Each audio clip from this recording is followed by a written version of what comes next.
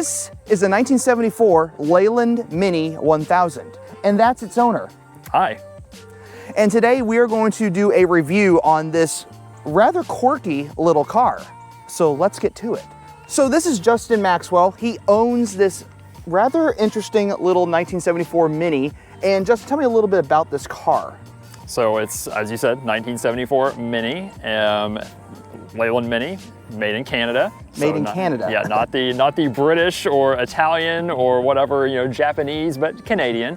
I've had it for about 3 years now. It's been on the road for about 5 weeks, so not a lot. I have not put a ton of miles on it prior to these past 5 weeks, but the past 5 weeks have been a lot of fun. Isn't that kind of the nature of the car? They are, when they work, they're fantastic, and when they don't work, they're a pain. What's funny is when I got the car, it was somewhat running and driving, and then it abruptly decided not to run and drive anymore, and that's what prompted the full-on rebuild of the underside of the car, basically. So yeah. Okay. So I did notice it is not what you would expect, the left-hand drive, right-hand drive. Correct. It is left-hand drive. It is left-hand drive, which, I mean, obviously there are probably more right-hand drive than left-hand drive, but I mean, when you think about like Italian cars were right-hand drive or left-hand drive as well, the Canadian cars were too, so they're not super uncommon, I wouldn't say. Okay. But for most people, they see a Mini, they're like, oh, it's not right-hand drive, and did you convert it? And I'm like, no, that's the way it was made. So nice. And I saw the clip-on roof rack. That's pretty. Yeah, crazy. the roof rack is an interesting story because when I bought the car, it was on the car, and the guy was like, no, it doesn't come with the car. And I'm like, well, if I'm buying the car, I need the roof rack with it. And he was like, I was like, how much do you need to have out of it? And he's like, I need $500. And I was just like, I want you to throw it in, so like, I'll do it for $250, And he's like, okay, let's do $250. Okay. And I posted it on some Mini groups on Facebook, and people were like, can I buy the roof rack? Can I buy the roof rack? And just kept asking me. And this one guy's like, don't sell that roof rack. He's like, that was a factory option on a Honda N600. And then it totally made sense because he was also selling a Honda N600 as well. So I was like, oh, I'm like, well, that's kind of cool. So it's an N600 roof rack, an original N600 roof rack. So it's a roof rack that wasn't even for the car. Correct, yeah. Yep. So I did notice it's a little on the crispy side, just in a few spots. It was very crispy on the underside. The front floor pans have been replaced. The sills, inner and outer, have both been replaced as well. When I bought the car, it was Fred Flintstone style kind of stopping. You could see the road underneath you. You could see the exhaust running through the tunnel there. So it was very, very rusty to start with. At any point, did you actually try to get your feet through the floor to kind of? No. It would have required a new tetanus shot probably to do that, because the holes weren't that big. They were small, but you could definitely see the ground. So it was not ideal. That's funny. So a few little walk around bits here. You have one of the original seats. I do. They are very springy. I didn't realize how bouncy they were until somebody rode with me one day, and the person was just like bouncing up and down. I was like, oh, these are plush. These are plush. But you do have a nice little racing bucket over there. Yeah, the racing bucket is a Japanese Quattro bucket. It's vintage, probably made in the 80s or 70s, I'm guessing. So probably very period correct on that one. Well, hopefully I can squeeze into that when we do the drive. It's a tight one for me, so it fits like a glove. If it's tight for you, it might be impossible for me. We might have to have you do the driving. I can do that. But I like the gauge cluster right there in the middle. So the gauge cluster is actually 3D printed. The binnacle is 3D printed. It's made by Hawthorne Mini Works, and then the gauges are Speed Hut gauges as well with the Ulrich vehicle design. Honda Mini Works. It's Hawthorne Mini Works. Hawthorne Mini Works. Yeah, Hawthorne Mini Works. They're based in the UK. Yeah. Okay, I was going to say, if you said Honda Mini Works, I was like... No, not Honda Mini Works, even though there's Although I do know there's something under that hood that we'll get to in a second. Yeah, we'll get to that, all right? Now, here's a cool little detail, if people have noticed this, the switch panel right here, that elongated oval. If you've been in any of the brand new Minis, it's the same elongated oval. So, yeah, I wish that would have more vintage gauges or vintage switches on it, but we're doing what we can right now. Yep. So eventually, So no wheel arches or anything, just really wide tires. Yeah, which a lot of people like the wheel arches, and I think they're cool. I may put them on there at some point, but I also kind of like the look without them because it just kind of gives the car a little more of a rowdy, I guess a little more of a roller skate look. Almost a rat rod ride. Yeah, kind of an outlaw kind of thing. Yeah. I almost would expect to see an antenna with a raccoon tail coming off of it or something. Yeah, not quite there, but yeah, I don't even have an antenna at this point. So we don't even have a radio. There's no need for an antenna. So it is a Mini 1000, and I believe that's, you said it was 998 cc? 998 putting out 39 whopping horsepower. And 30.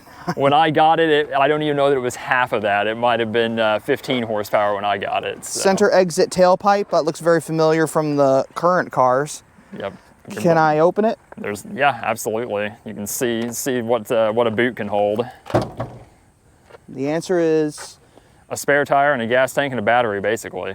Not that bad, actually. You would almost expect it to be more cramped than that, but there's a lot of relatively usable space. I mean, the convertibles barely have any space back there, so. So then there's the gas cap.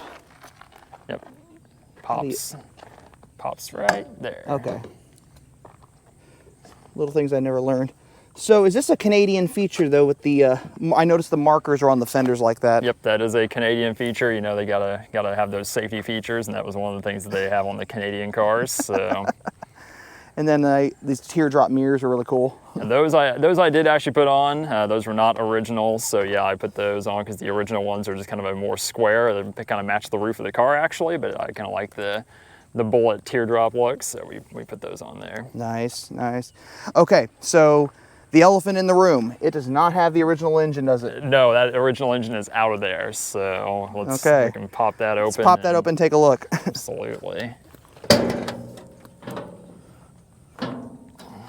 All right, there is a Honda engine in here. So what is this thing? So this is a Honda D16 Z6 with a Honda Y8 transmission. Okay. And so that's a lot of numbers. Basically, yeah. what car would this engine have been in? So it would have been in an early 90s Honda Civic Si or Honda Del Sol. Oh, okay. So yeah. So much bigger car than this one, obviously. Yeah, a little bit bigger than this one. Yeah. So it makes you know, with the power numbers that originally put out at about 125 horsepower, and you drop it in this car, it makes it scoot pretty well. Okay. So the original engine in this car was a 998 cc. What? It was like just a very small engine, obviously. Yeah, it's a little A series motor. Yeah. And it made probably what? It was 39 from the factory. 39 horsepower. So you went from 39 horsepower to? Approximately. I mean, this car would have came with 125 stock. I have no idea what it's putting out right now, but I would imagine in a car that weighs somewhere. How much? I've been told about 1,600 pounds. Okay, that's almost half of the weight of my Mini. That is scary. It's very usable power, actually, to be surprised. A lot of the guys some guys put a B series or a K series Honda in these, and those I've been told are extremely scary. This car is very usable. You can get on the power and put it down. It's great for daily driving. I daily this thing to work pretty frequently, actually for like 3 to 4 times a week. I'm sure you get a lot of attention with this car. Most people, actually, surprisingly, most people don't know what it is. You'd be surprised at the amount of people that I roll down their windows like, what is it? And it's kind of surprising because I have a 64 Beetle, and everybody knows what a 64 Beetle is, but the Mini people are just like, what is this? So they don't know it's a Mini? Yeah, people don't know that it's a Mini. It's kind of crazy. Kind of obvious to me, but yeah, I feel like it's one of the world's most common cars, and it literally is. Yeah, and so it's funny because I think that just goes to show you how the presence of the Mini was not here in the U.S. at that point, because I think they missed out. Because the Beetle was it at that point, which, like I said, it's funny because I have both, so they park next to each other every day. It's crazy. So I'm assuming just standard sealed beam headlights. The headlights were actually in the car when I bought it, so sure. We have not changed those out. We did all the electrical work to it, but did not change out the headlights. And then we got the gigantic. I know the headlights are not stock. I know that they have been. Somebody put different headlights in it at some point, but.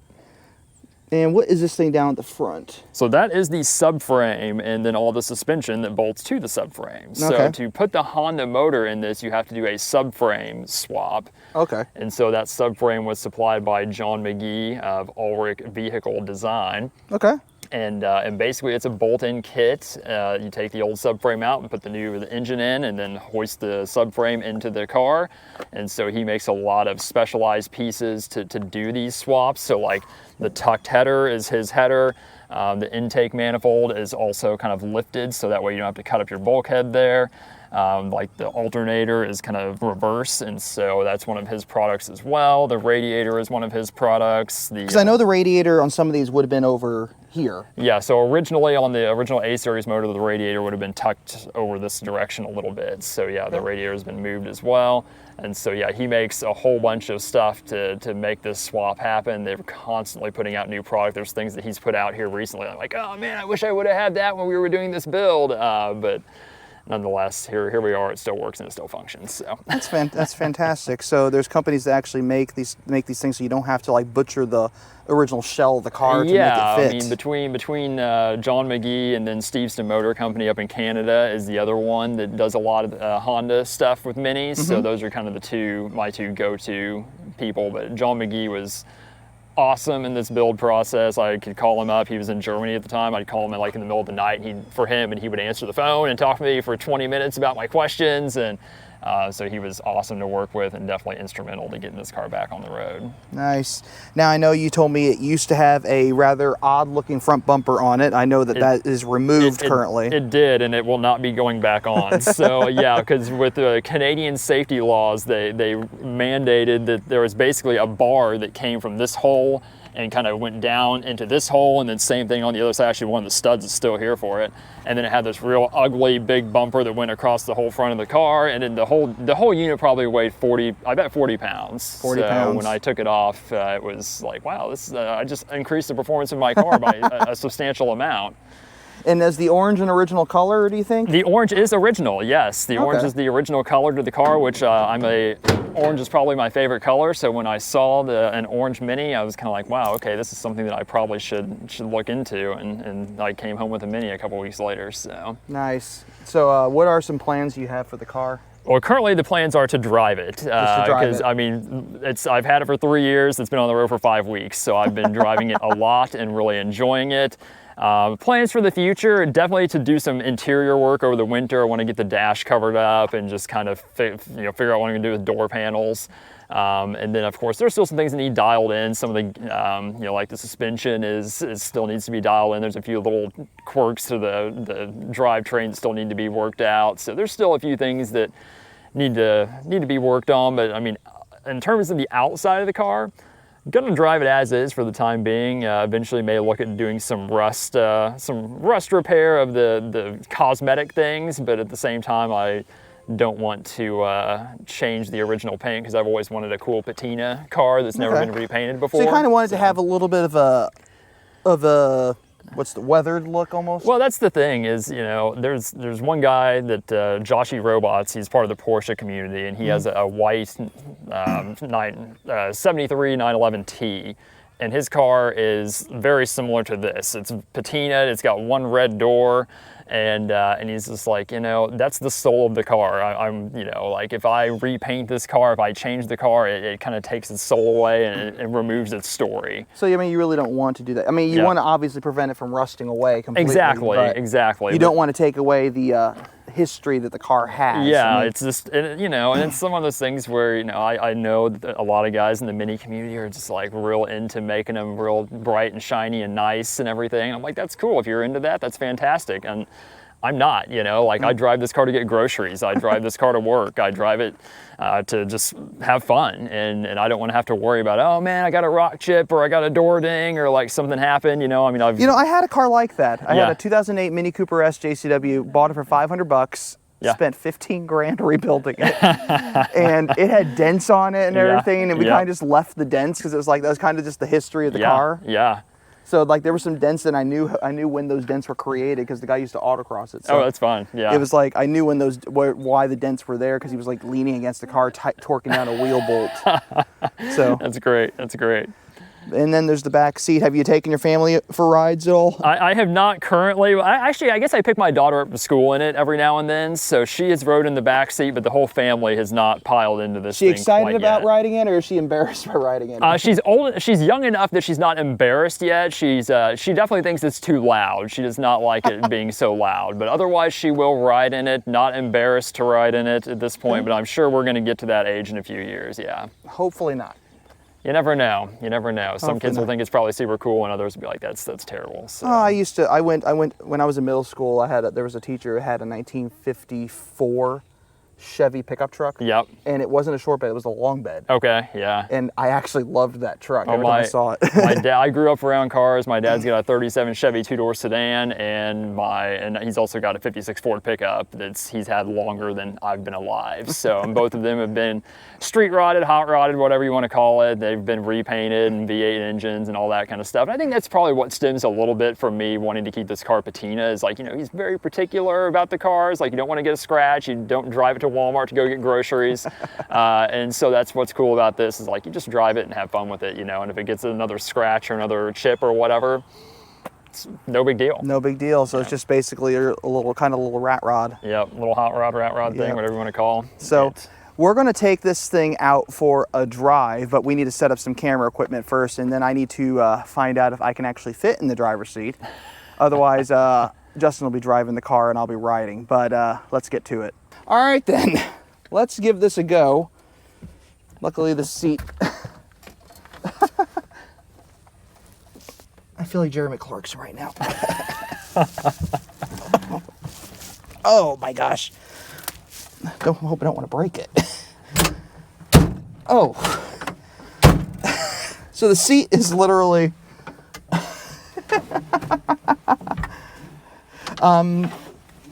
no, it's nothing to do with my weight necessarily. Because I'm literally on my hip bones right now.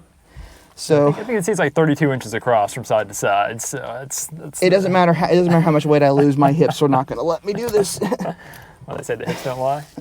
Well, it's because I'm Italian, so like literally, it's like the bones are right here. That's where they're hitting. That's funny. All right, let's get the seatbelt on. Oh my gosh. Oh, at least it's right here. Yeah, it's easy to get into. Yeah, very All right, easy to get into. so very little pedals. Yeah. Clutch. Very noisy, and I'm probably going to stall it. It does rattle. Which one's first? So we're going to go back for second, up into first. Up into first. Okay, and this is the gas pedal. Yep.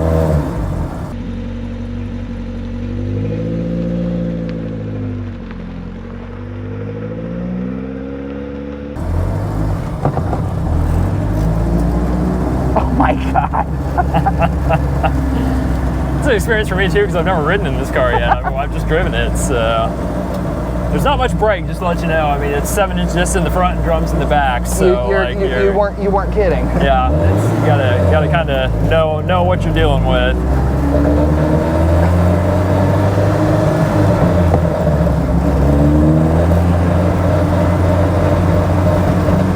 Can you imagine trying to take this on a road trip? Yeah, it's fun to me to think that like families used to take road trips in cars like this, like you'd pile your family into your Mini and drive across the country, like it just is kind of crazy to think about now that people used to use cars like this. This thing is definitely loud, so hopefully they can hear us talking. It is very loud. The exhaust is loud, it rattles, it squeaks, it makes all the noises. It has all the noises, it has all the smells. It is, I believe, the guy, I can't think of his name now, that's Steve's to Motor Co. I think you're actually in 5th. Oh. Push in. There you go. As the guy at Steve's to Motor Co. says, he's like, it's kind of a cafe racer. It's like, it just, like, it has what it needs, and that's pretty much all it has.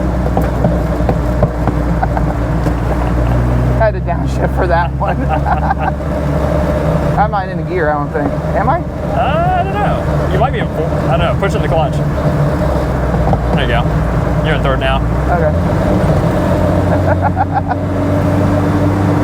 This is quite a different experience from driving a modern Mini. Yeah, it sure is. I need to figure out how to put it in second. you want clutch. Push in? There you go. Okay, there we go. Okay, so when you're driving a classic Mini, have a passenger with you to do the shifting. But this isn't the classic Mini shifter though, or transmission. No, this is made for the Honda swap. Yeah. So that's 3rd.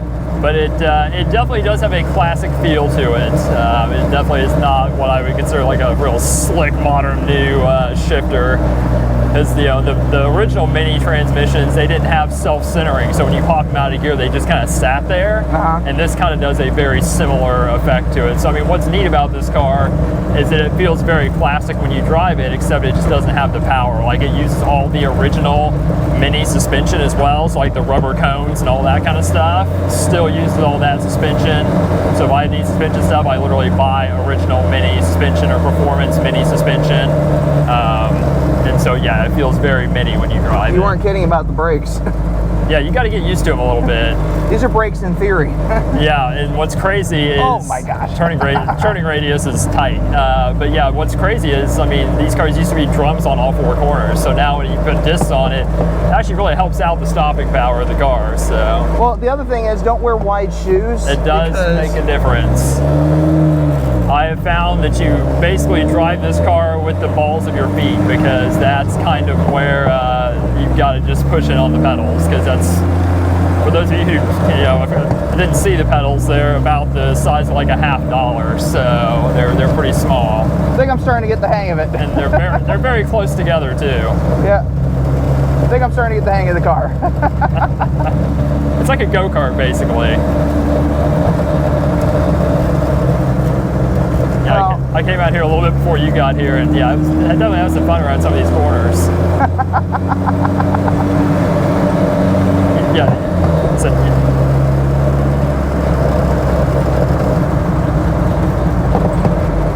ooh.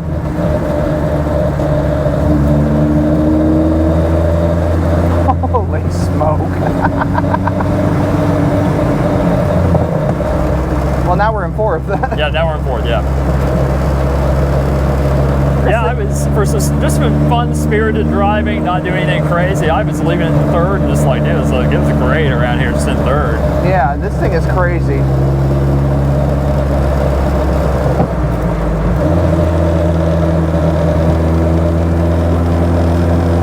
It's such a little car. Okay, so you mentioned something about the transmission. Yes. So one of the things that I'm not going to say that people overlook when doing the Honda swap, but I think there's a lot of people who just think, I can just pop a Honda engine in here and just off and run and have a lot of power. And it's like, that power is great, but you got to figure out what to do with it, because you're going from a car that used to have 14, 15-inch wheels on it down to a car that's got 10-inch or maybe 13-inch wheels on it. And so a lot of people will just drop the transmission and call it good. This car has a fully re-geared transmission as well. So it's got a taller first gear, and it's got a 3.7 final drive in it as well. So this car will do 70 at 3,200 RPM on the highway. And then it's got a limited slip differential as well, so it'll spin both wheels as well. So no one tire on fire in this car. Well, this thing driving it for the first time, that was crazy. The seat, I think, made it a little bit more terrifying. I'm sure. If you don't fit in the seat, it definitely does not. No, does not work. I mean, well. it literally felt like a Jeremy Clarkson moment. It's like I'm getting into a car that I can't fit, that I can literally not fit in. Yep, absolutely. Quite an impressive little Mini. Can you start it up for me? I want to get an exhaust note. Yeah, absolutely. That's an exhaust note.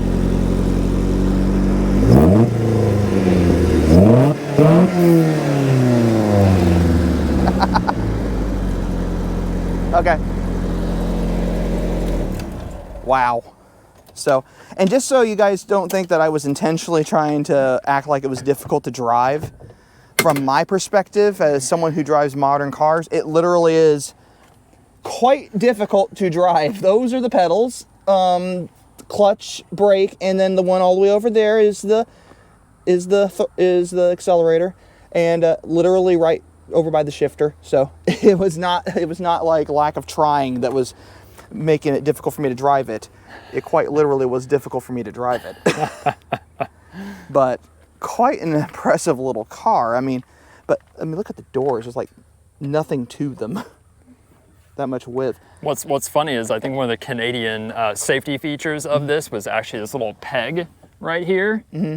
And so that was supposedly put there to help the doors from not like collapsing if it was ever impacted. Wonder how well it worked. I have no idea. Obviously, it was never tested on this car, so I have no clue. No. It's like, okay, that's a safety feature. just for your peace of mind, riding around in a car that is the size of, believe it or not, I've seen a Husky storage bin at Home Depot that, I kid you not, is probably about the size of this car. Might be my garage for it in the wintertime. Yeah, I've never seen one before until I walked in and was like, that is huge. And it's probably about the size of this car. So, back seat, I'm assuming, is probably very uncomfortable unless you're a little child. But quite a cool little car. Now, obviously, I've mounted a camera mount on there because we just recorded video with the car with me driving it. So those things are in there, but we'll take them off at some point. But just a really neat little vehicle. And what else you got planned for? I mean, you mentioned a lot of stuff, though. Just going to enjoy driving it? Yeah, you know, it's make changes when changes are needed. You know, if we've got time to do the interior, do some work to that, I'd like to kind of clean that up a little bit and finish the dash off at least. But otherwise, just kind of get some suspension tuning done to it and, you know, enjoy the car, drive it a bunch and hit some mini events, go on some drives and just have some fun with it. Teens have a much lower profile. So there's a funny thing about owning a Mini or having a Mini around is when you are parking it up doing a video, okay, nice to meet you, Steph. someone's going to show I'll put up a picture on the Mini group too. and hang out with us. So this tends to happen when you have a Mini out. Yeah, see ya. All right, well, there you have it. Justin, thank you for letting me get a chance to drive this car. You're welcome, Quite absolutely. an impressive little Mini. We're getting attacked by bees here, so we're going to call it a day, probably because of the orange car. What do you think? They're attracted to it as well. Yeah, probably. But anyway, if you want to check out more videos on the channel, wait until the end of the video and click one of the links to take you to any of my playlists or any video that happens to be of interest to you. But until next time, thanks for watching, and we'll see you all in the next video.